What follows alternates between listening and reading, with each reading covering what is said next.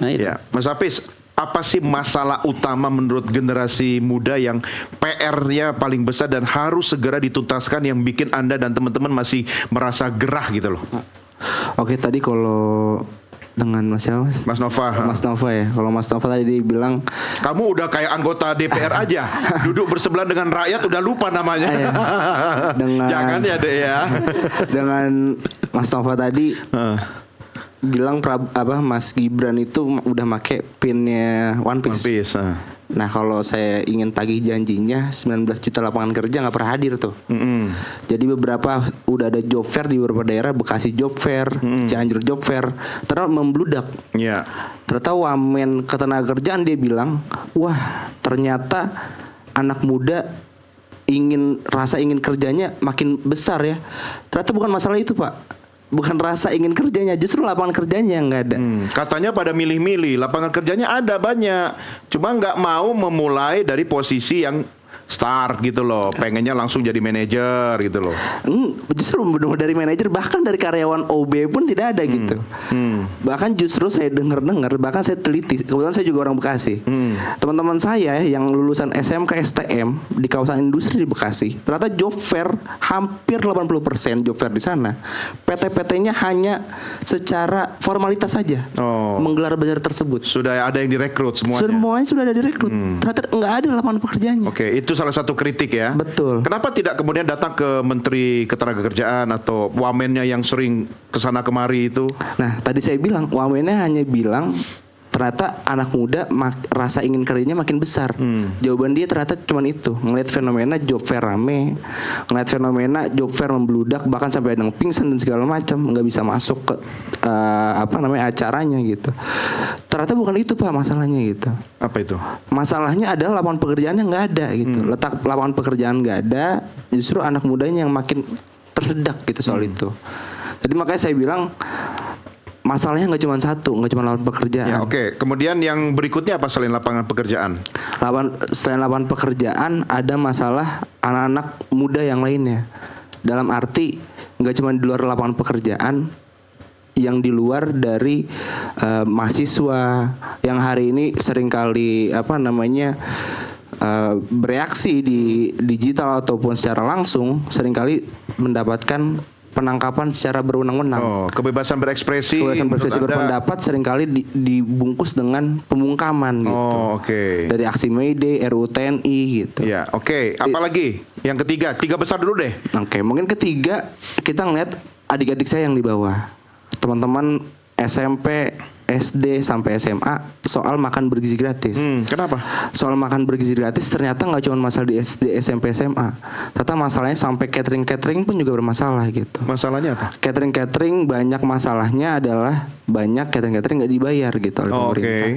Dan selanjutnya SMP, SD, SMA banyak masalahnya anak-anak muda kita, pelajar-pelajar kita terkena penyakit. Ya, kualitas makanannya. Kualitas makanannya, entah pembersihan makanannya, entah panduan kerja secara SOP MBG, di dapur. SOP di dapur itu perlu dipertanyakan. Anda berarti tahu ya urusan begitu sampai detail ya. Jadi nggak cuma mengibarkan bendera One Piece begitu ya. Nah, sebetulnya tuntutannya banyak Mas. Tadi kalau Mas jangan banyak-banyak, bilang cuma 3 ya saya bilang minta 3 doang gitu. Tapi ini mengonfirmasi kata Prof Gun tadi. Jadi kita jangan underestimate generasi muda ini ya Prof ya. Artinya mereka sebenarnya harus diapresiasi. Cuma cara mereka mengekspresikan, memberikan solusi itu ya mungkin ada, saya nggak tahu apakah ada communication gap antara generasi mereka dengan generasi elit kita yang rata-rata sudah usia senior, begitu Prof?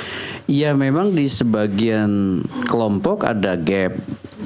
Ya termasuk di kalangan anak muda sendiri ada gap, termasuk di lintas generasi ada gap. Makanya yang untuk nyambungkannya itu menurut saya butuh satu pengarus utamaan literasi politik. Coba cek sejarah negara-negara demokrasi maju yang bertumbuh sekarang dengan indeks demokrasi bagus, ya. Seperti New Zealand misalnya. Itu dimulainya bukan dari undang-undang, dari hukum, tapi dimulainya dari literasi. Semua negara peradaban bagus itu dimulai dari revolusi pengetahuan. Tapi bedanya Prof di Selandia Baru lebih banyak dombanya daripada manusianya.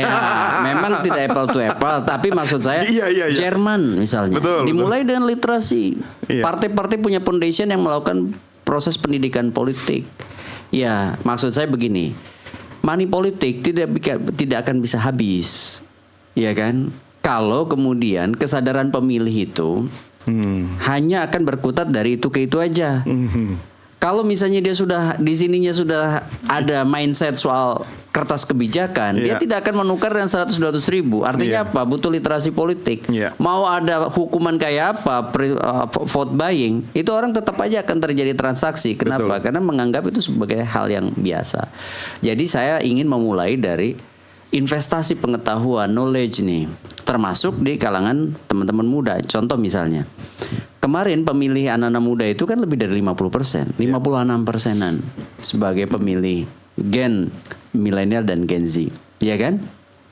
Nah, kalau kita bicara dari aspek kuantitatif aja, itu kan sudah jadi modal. Cuman masalahnya kan tidak seluruh yang kemudian Gen milenial dan Gen Z itu juga menyukai politik. Mungkin yang bicara seperti Avicenna ini berapa persen? Iya. Rational voters di antara mereka berapa persen? Ini sebagai autokritik juga. Di kelompok saya, ya kan, Gen X akhir. Jangan lihat saya.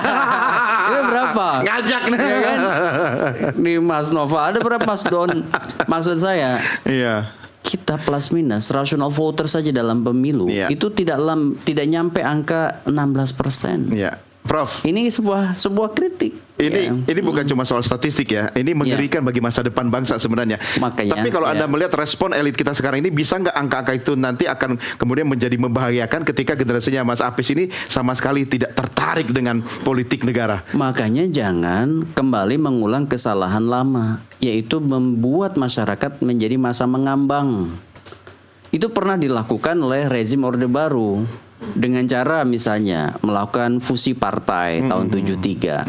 Semua partai itu namanya dulu ada istilah bagus tuh, korporatisme politik. Pembonsaian politik.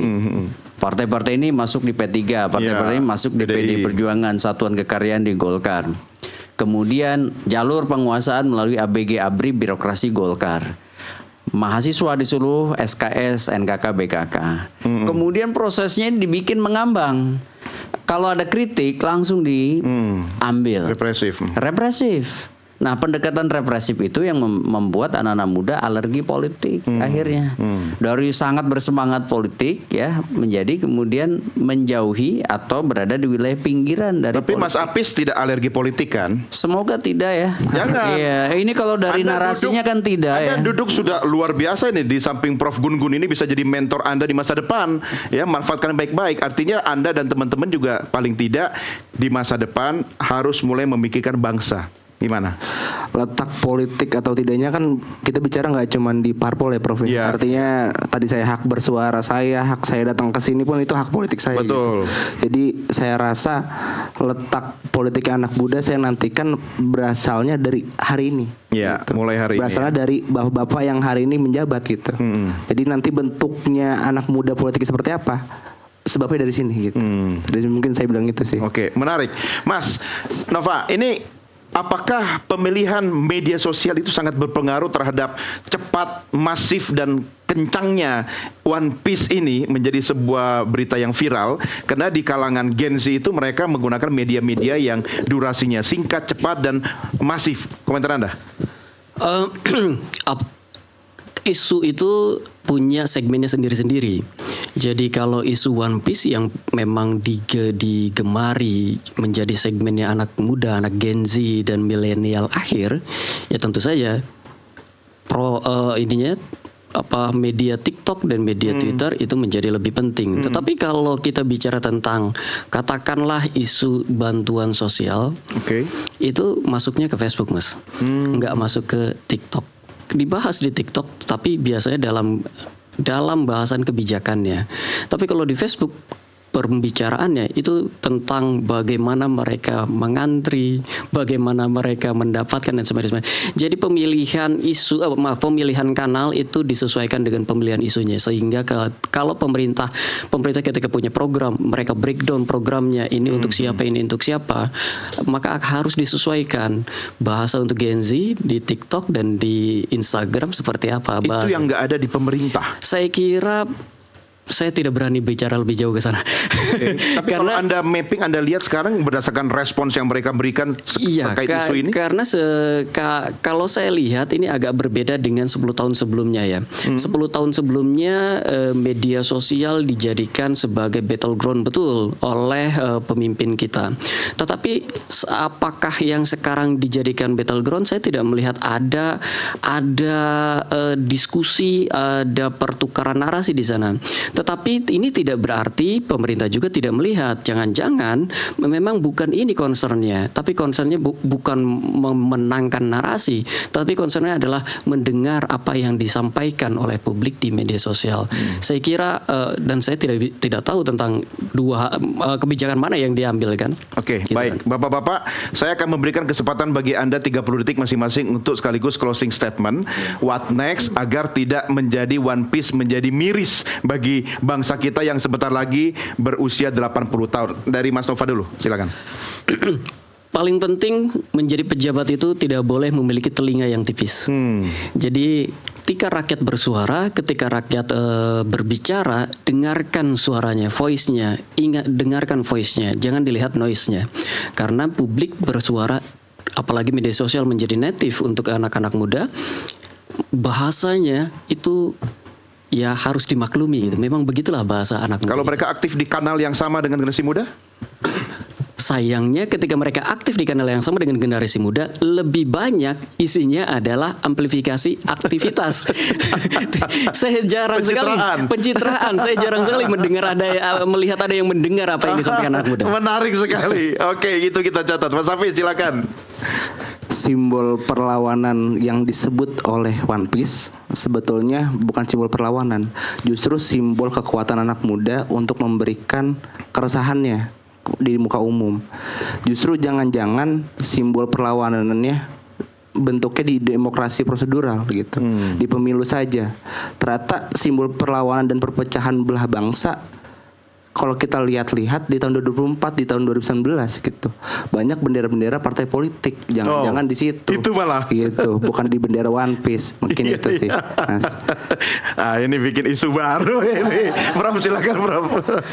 Iya, Mas Don, negara demokrasi itu mensyaratkan suara berbeda itu harus diakomodir. Jadi biarkan selalu ada suara yang bisa menyuarakan suara berbeda. Kenapa? Karena kalau penyeragaman itu nanti akan tergoda pada pemanfaatan tindakan-tindakan koersif. Oleh karena itu, sekali lagi, saya tentu menghargai semua pernyataan itu dengan intensinya masing-masing untuk tujuan baik. Tapi tujuan baik tidak selalu dengan cara baik. Nah, kalau kemudian pernyataan itu bisa justru memancing orang untuk melakukan hal yang tidak baik, bukankah itu juga kita berperan untuk menghantarkan ketidakbaikan? Makanya jangan kemudian egosentris atau noble self. Pemerintah itu diberi mandat, kuasa oleh rakyat. Pun demikian rakyat bebas, tapi dibatasi kebebasannya oleh kebebasan orang lain. Maka disitulah berlaku hukum, etik, ya, dan tentu yang paling penting lagi adalah kesadaran bahwa bangsa ini tumbuh dalam keragaman, termasuk dalam pikiran. Gitu, Mas. Prof, kalau kita bicara pemerintah, ini kan organisasi orang-orang yang mengelola negara, menjalankan pemerintahan. Tetapi kan tetap ada nahkodanya dan semua kembali kepada sang nahkoda.